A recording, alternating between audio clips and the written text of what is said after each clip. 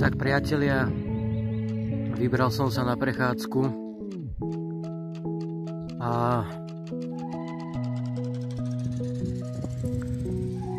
našiel som tohto chudáka zajaca, ktorý zrejme dožíva. Ešte ako ma zbadal, ešte utekal, ale už nie je síl. Zrejme najbližších pár hodín to neprežije. Takže ja som veľmi vďačný za tento okamih. Nie každému sa pošťastí vidieť zajaca voľného, respektíve divého zajaca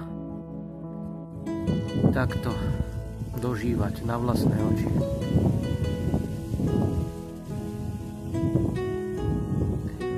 Ja sa poberiem, pôjdem svojou cestou a nechám mu pokojne dožiť.